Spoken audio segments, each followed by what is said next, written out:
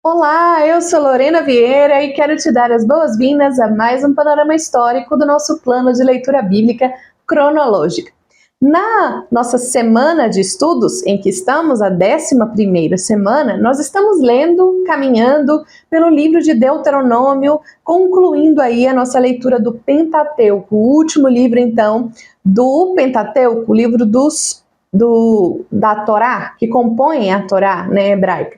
Bem, e nesse livro de Deuteronômio, o objetivo dele, o tom desse livro é muito enfático, é muito insistente da parte de Moisés em retratar os mandamentos. Mas diferente do que nós vimos em Levítico, em Números, por exemplo, onde aborda algumas sentenças, algumas ordenanças divinas, agora no Deuteronômio, Moisés vai fazer também uma parênese, vai fazer também um comentário dessas ordenanças e dessa lei. Então, o Deuteronômio, de uma maneira geral, vai ser uma revisão da lei, mas uma revisão comentada, acrescida, né, de comentários, e o tom que Moisés vai usar é um tom bastante enfático, um tom bastante sensível, são compostos, né, uma combinação de discursos de Moisés em que ele vai apresentar ao povo agora o modelo de vida que eles devem adotar quando entrarem na Terra da Promessa.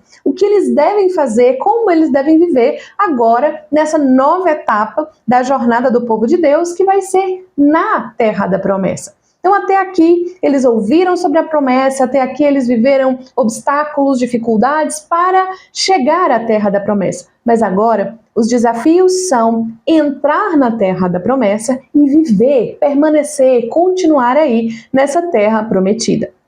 Então, esse é o âmbito geral do que nós vamos encontrar no livro de Deuteronômio. E para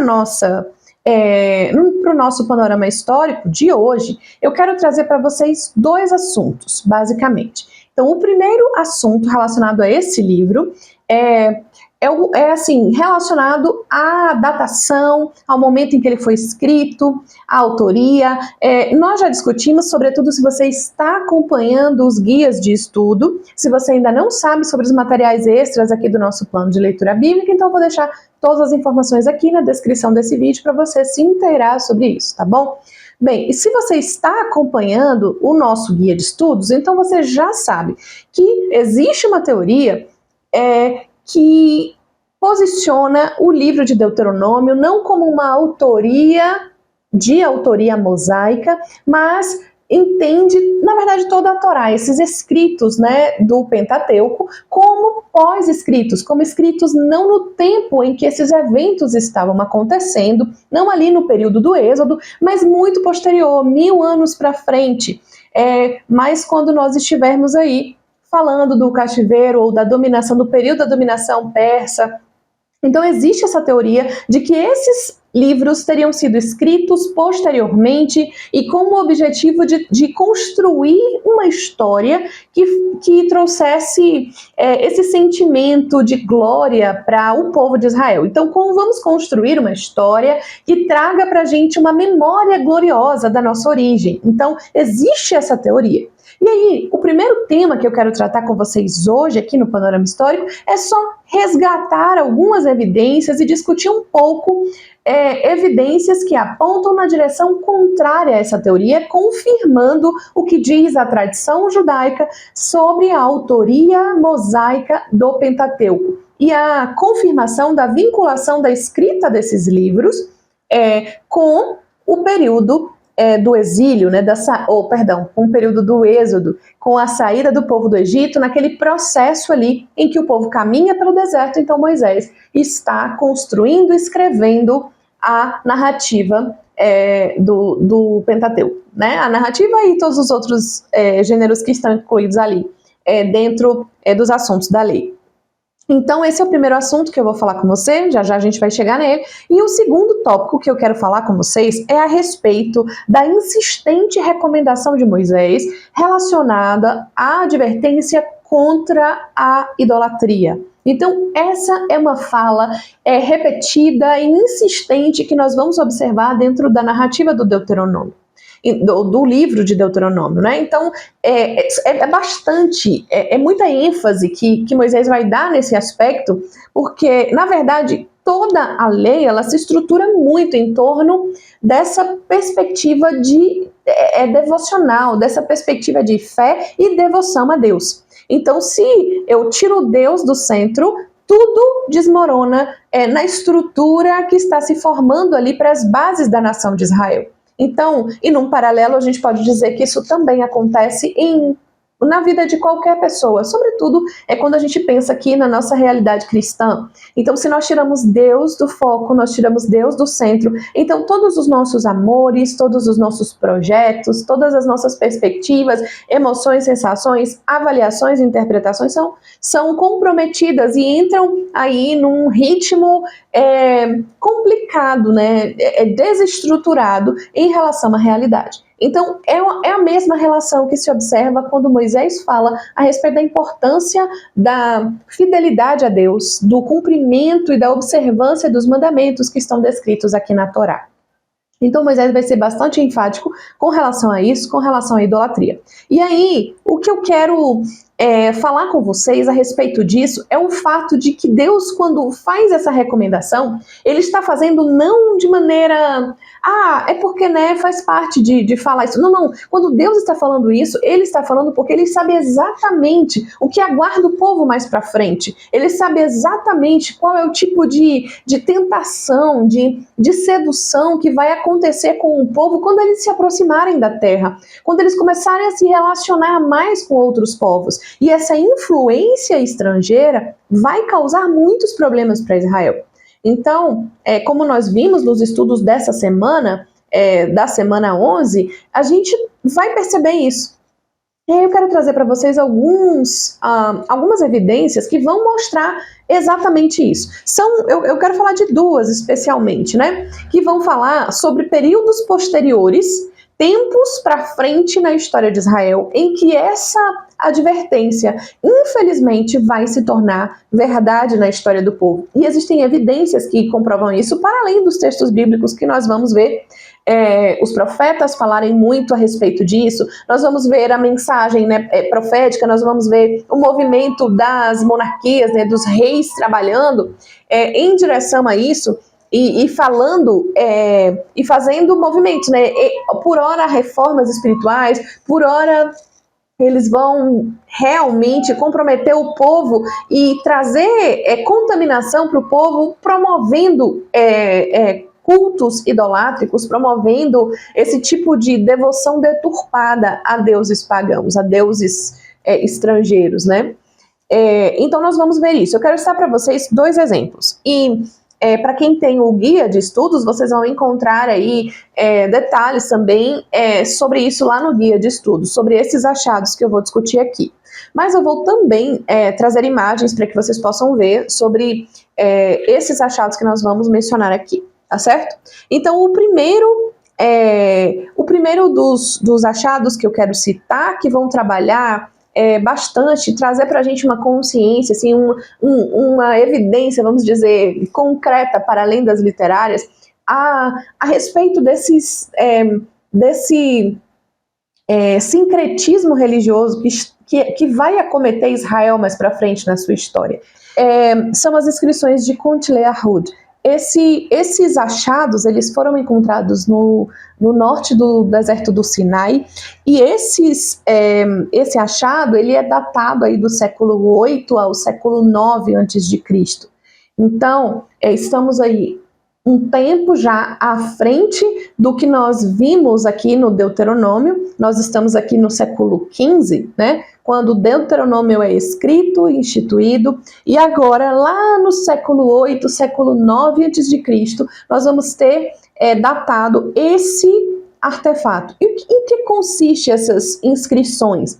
Bem, em cavernas aí nessa região do deserto do Sinai foram encontrados alguns jarros, né, de cerâmica, e esses jarros eram jarros de água, e eles continham inscrições e ilustrações. E o que eles informam que dão para a gente esse indício, né? Alguma evidência de idolatria? É por causa daquilo que está desenhado nas ilustrações e daquilo que está escrito nas inscrições. O que a imagem mostra? A imagem vai mostrar como que um casal, né? Como se fosse isso, e é uma representação de deidades da perspectiva dos israelitas, e nós vamos encontrar uma inscrição que vai mencionar Yahvé, o Deus dos hebreus, e também vai mencionar Aserá, que é uma deusa cananeia da fertilidade. Dentro da mitologia antiga, a gente vai ver que essa deusa Aserá, ela era também considerada a esposa de Baal. Então era como se fosse ali, dentro do panteão cananeu, a gente vai ver um tanto desse sincretismo. E o Deus de Yahvé, Deus Yahvé, também é chamado de El. Esse nome, né, essa nomenclatura El, é uma nomenclatura de um Deus cananeu e vai ser apropriado pelo nome também do Deus de Israel. Nós vamos ver El Shaddai, El Belion, e várias outras denominações que são atribuídas a Deus trazem essa referência a esse mesmo nome cananeu. Entende-se, supõe-se que essa apropriação tem a ver, inclusive, com a perspectiva de que os cananeus também tinham uma vinculação com esse Deus El. Afinal de contas, aquele povo também teve contato com Abraão, também teve contato com outros patriarcas que são comuns antes. Então, há um resquício aí de uma genuína devoção, há um resquício meio que deturpado, misturado, combinado com outras ideias, com outros conceitos, com teologias um tanto equivocadas, mas há ainda referências a isso. Então vai aparecer nesse vaso ali encontrado em Contilly-Arrouge, esse vaso, dessas imagens que são aí uma referência ao Deus Yahvé, e ele vai aparecer com uma figura feminina do seu lado. E nas inscrições vai aparecer a seguinte expressão: Yahvé e sua consorte Aserá. Então, quer dizer, consorte está falando sobre a sua parceira, sobre a sua esposa. Então, está apresentando aqui a ideia do Deus Yahvé tendo uma esposa que é Aserá. É uma coisa, assim, bastante absurda de pensar dentro da teologia bíblica. No entanto, isso revela a mentalidade, o nível que chegou a deturpação dos conceitos e da teologia do povo judeu, do povo hebreu, israelita, né? Diante de tanta combinação, o sincretismo foi tamanho a esse ponto de se chegar a um equívoco dessa natureza. Esses vasos, eles foram cedidos ao Museu Egípcio para o Egito, quando foi estabelecido um acordo de paz com o Egito. Esses vasos foram passados, né, essas peças foram passadas para o Egito.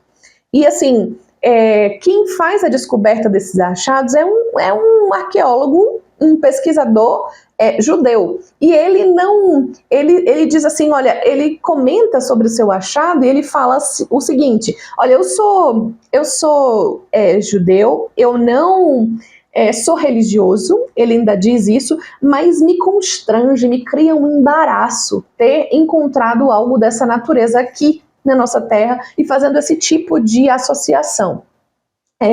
Então, se nota que há um certo constrangimento, tanto do governo de Israel, aí do Departamento de Antiguidades de Israel, que faz esse acordo para se livrar das peças, enviando para o Egito, quanto do próprio pesquisador que vai aí descobrir esse achado. Então é uma riqueza do ponto de vista arqueológico, mas é uma tristeza a constatação do nível de sincretismo religioso, do nível de comprometimento da fé que os israelitas tiveram num período da sua história. Aqui nós estamos falando do século 8, século 9.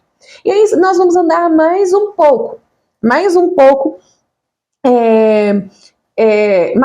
no tempo, e aí agora falando de cerca de 1.300 anos atrás, então já no período helenístico, né? Nessa época foi feito, esse achado é datado dessa época do período helenístico, e é um conjunto que é chamado de ossos de astragale. O que são ossos de astragale? São ossos de cabra, de vértebras de cabra, que eram utilizados para fazer adivinhações. Então, eles funcionavam como que dados que eram jogados e nos protocolos, nos rituais de adivinhação, eles eram utilizados. Então, nesse período aqui, no período helenístico, né, onde foi datado esses achados, esse achado é composto por um conjunto de 530 ossos desse tipo, que tinham inclusive algumas marcas, né, que sugeriam aí esses jogos e rituais de adivinhação. E o que a gente percebe é que nesse período, essa região que era uma região da Judéia chamada Maressa, nessa região, no período helenístico, que é o período da dominação grega, essa área ela era ocupada por vários povos, por uma mistura, na verdade, de povos. Tinham povos nabateus, tinha fenícios, tinha judeus, e aí essa mistura de povos acabava gerando um certo intercâmbio cultural que acabou afetando também Israel. E vê-se que esse tipo de prática se tornou, então, algo ali que ocorria no meio do povo de Deus. Então, quando o Deuteronômio fala tão insistentemente, de maneira tão cuidadosa, enfática, Moisés recomenda que o povo se abstenha da idolatria, que o povo preste atenção na lei, na observância daquilo que está descrito nos decretos e nas ordenanças do Senhor. Há uma razão para isso. E aqui nós podemos entender, inclusive isso, há uma razão para cada uma das ordenanças que o Senhor nos dá, para cada uma das advertências que as Escrituras trazem para a nossa vida.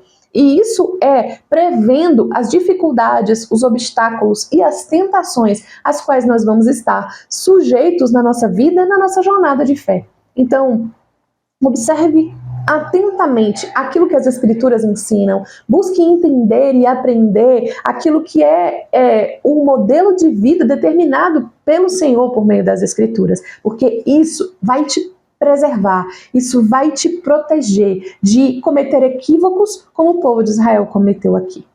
Bem, agora, passando para o nosso segundo assunto, eu queria falar com vocês, como eu disse, a respeito de evidências, de achados que possam colocar aí mais luz no cenário da autoria do livro de Deuteronômio e de todo o Pentateuco, na verdade, que possam trazer mais informações e nos dar mais detalhes, um vislumbre melhor, que nos dê mais certeza do que as Escrituras apontam e do que os textos sagrados nos dizem. Os livros do Pentateuco falam sobre Moisés escrevendo, falam sobre instruções que foram dadas em um determinado período, e essas instruções fortalecem a ideia de que foi sim Moisés quem escreveu o Pentateuco, escreveu Deuteronômio, que é o livro que nós estamos estudando no momento. Então, vamos lá. O que acontece? Muito da perspectiva que nós temos e que até pouco tempo se tinha a respeito das evidências e dos registros históricos que se possam ter a respeito da vida de Moisés, do período em que ele viveu e da realidade do Êxodo, porque existem teorias que, inclusive, questionam isso. Será que o Êxodo realmente existiu?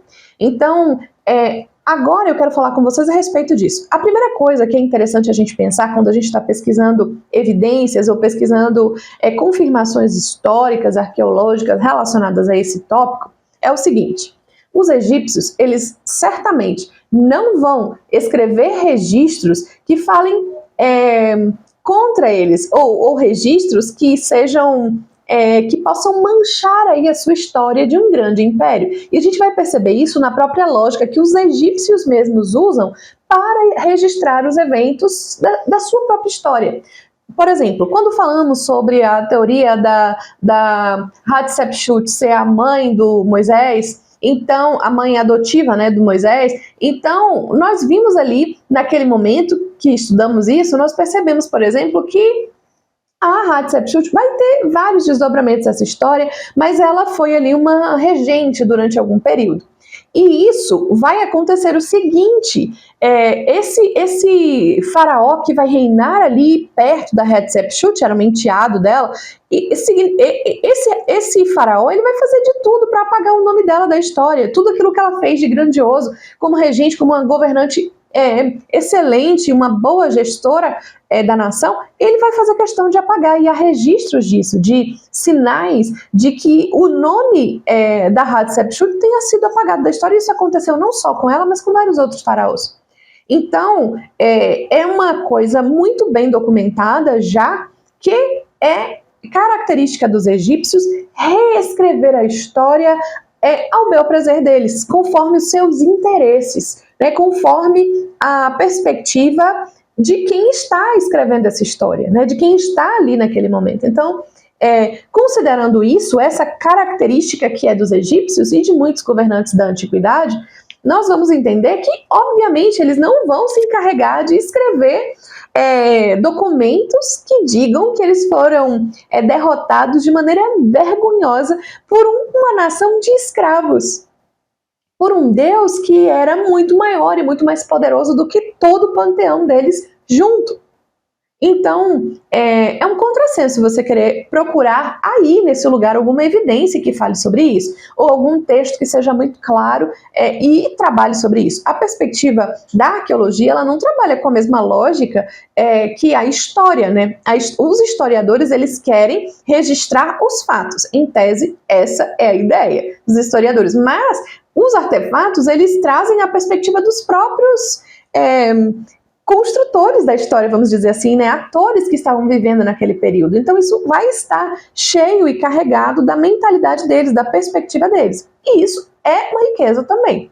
Bom, mas voltando aqui à nossa tentativa de mostrar que o Moisés existiu, que o Êxodo aconteceu e que isso está numa data específica, vamos lá. Esse é o objetivo. Então a primeira coisa que eu queria dizer é que nós precisamos procurar as evidências tendo uma perspectiva correta da história. Logo, é um contrassenso tentarmos pensar em encontrar alguma estela de algum faraó egípcio dizendo, recontando essa história conforme está escrita na Bíblia. Então, isso definitivamente nós não vamos encontrar.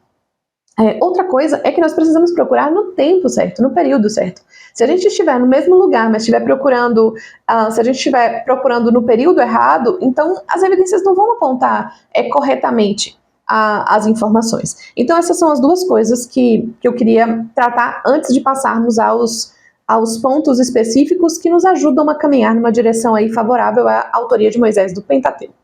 Então a primeira coisa que eu queria dizer era o seguinte, uma das objeções, né, e das alegações que se faz em relação à autoria de Moisés do Pentateuco é o fato de que não se sabia até o século XIX, não se conhecia nenhum tipo de evidência que mostrasse uma língua alfabética para se construir, que tornasse possível, né, construir um material literário tão vasto quanto o que Moisés produziu.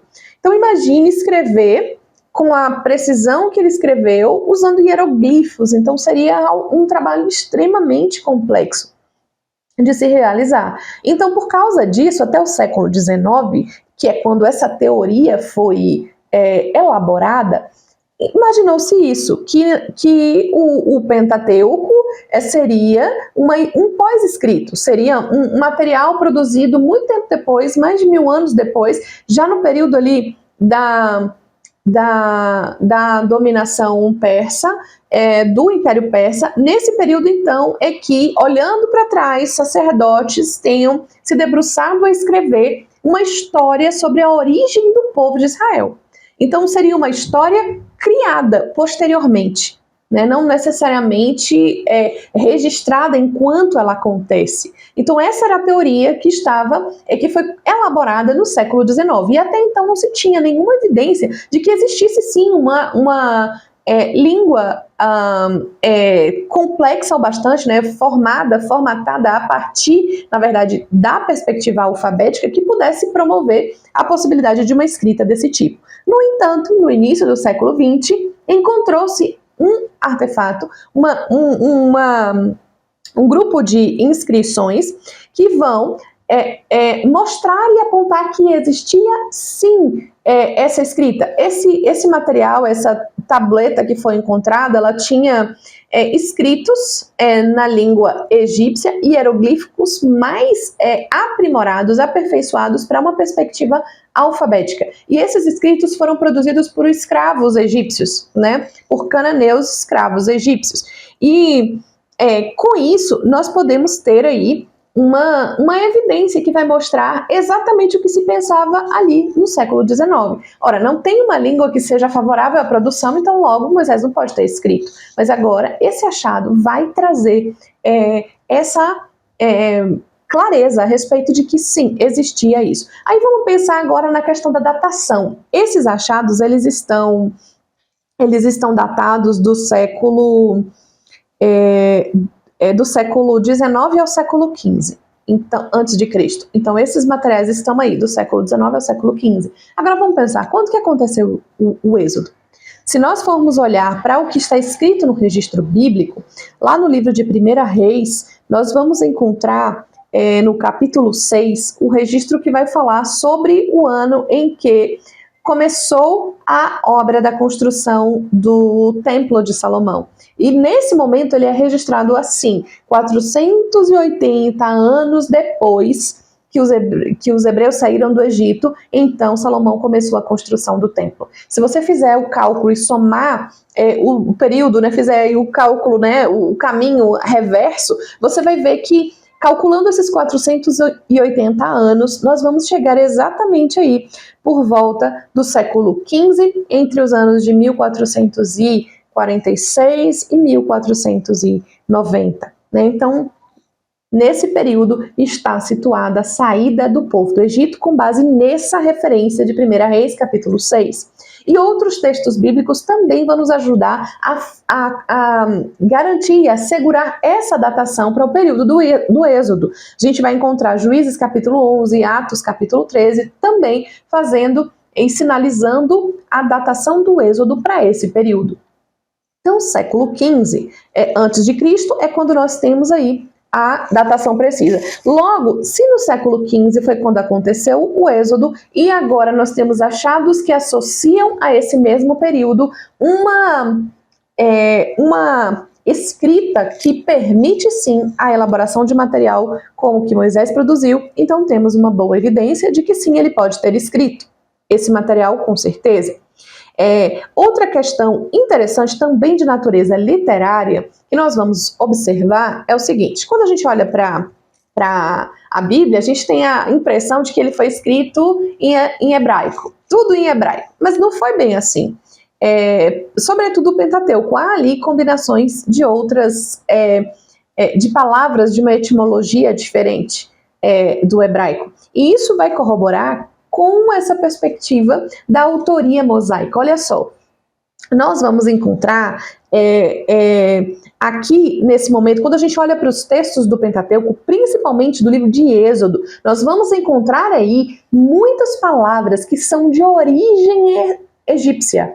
E isso é muito interessante. Por exemplo, naquele texto em que Moisés está contando como que Joquebede preserva a vida dele, no meio daquela sentença, né, daquele decreto de matança das crianças. Então, como foi? Aí o texto vai dizer que Joquebede preparou um cesto de juncos, betumou esse cesto para impermeabilizar, colocou Moisés dentro, o bebê dentro e deixou esse cesto no rio. Então, nesse texto, nesse verso, nós vamos encontrar várias palavras de origem egípcia. Por exemplo, a palavra cesto, a palavra junco, são palavras que são essencialmente extraídas do egípcio. Então, elas aparecem no texto como um hebraico transliterado do egípcio. Então, a linguagem é egípcia, a palavra é de origem egípcia e vai aparecer aqui transliterada para o hebraico.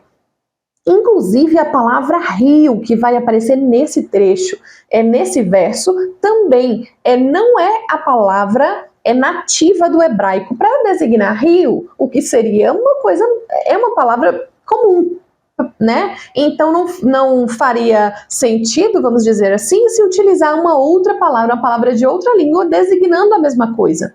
Então, é um indício muito forte de que alguém que tivesse uma vinculação muito forte com a língua egípcia tenha escrito esse texto. Então, isso é uma evidência bem interessante. Então, Moisés é alguém que dominava a língua egípcia, é alguém que é educado, instruído no ambiente egípcio, e é quase que um ato falho. Isso, é algo tão instintivo, é algo tão... que parece nada surpreendente, né? É muito claro, muito óbvio que isso pudesse acontecer.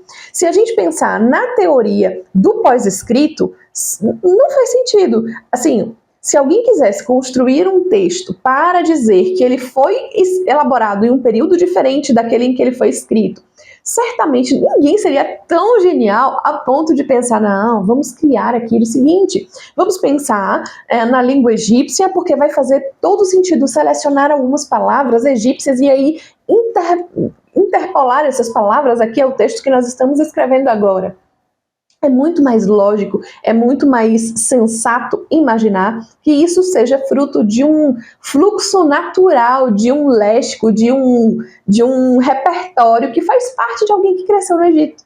Então, aponta mais uma vez para Moisés, mais uma vez para esse período exato de tempo e dessa relação entre o Êxodo com a vida de Moisés, né? Então, a gente vai caminhando aí para algumas evidências. E outra evidência bem interessante é relacionada, que vai colocar aí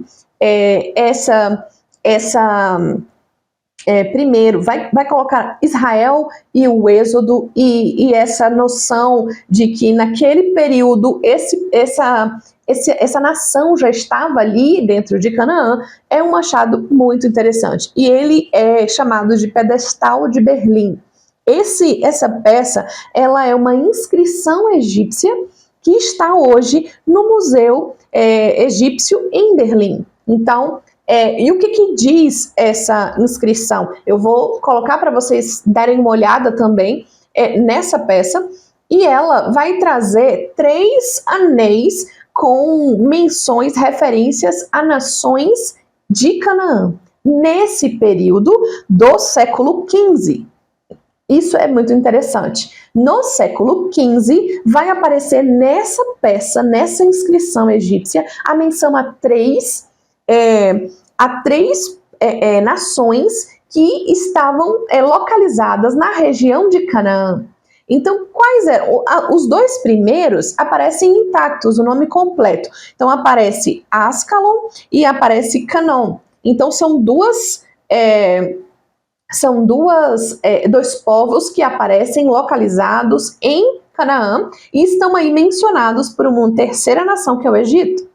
E o terceiro anel, ele está comprometido, rachado, quebrado no meio. Então, não dá para a gente ler exatamente o que está escrito. No entanto, se nós pegarmos essa peça, como vocês vão ver aqui na projeção que eu vou colocar para vocês, na imagem, se nós tentarmos recompor essa imagem, esse pedaço que está faltando, com o nome de Israel, ele encaixa perfeitamente com o trecho que aparece na pedra, com a parte, né, que aparece aí na inscrição. E é interessante outra coisa, não há nenhuma outra nação, nenhum outro povo cananeu, ou que estivesse localizado, habitando em Canaã, nesse período, que o nome se ajuste a essa forma, a metade que aparece na pedra, além de Israel. Então, o que nós estamos vendo aqui é uma peça de origem egípcia que está vinculando Israel à terra de Canaã no período do século XV. E isso é muito bacana de ver, e isso combina. Eu teria ainda muitas outras evidências para poder falar sobre isso. Pelo menos eu falei de 3, pelo menos mais 7, para falar aqui com vocês, mas por conta do nosso tempo eu vou ser breve. Mas o que eu quero dizer é que vale a pena a gente confiar na verdade que é a palavra de Deus. Você pode confiar que as Escrituras são realmente a palavra de Deus, e a cada dia, cada tempo que passa, nós vamos nos aproximando cada vez mais de mais e mais evidências que apontam nessa direção. Amém? Então eu espero que essas informações que eu trouxe aqui para vocês no panorama histórico de hoje tenha te ajudado a ampliar o seu olhar e a sua confiança nas Escrituras. Então eu vou esperar você na próxima semana para mais um panorama histórico, agora da 12ª semana. Nós já estamos a 11 semanas juntos, caminhando já para 12 semanas. É uma alegria ter você aqui e eu já vou aproveitar e te pedir para você, se gostou desse conteúdo, curtir aqui o nosso vídeo, acompanhar o nosso canal, se inscreva para você não perder nada, nenhum conteúdo, tá bom? Eu espero você no próximo Panorama Histórico.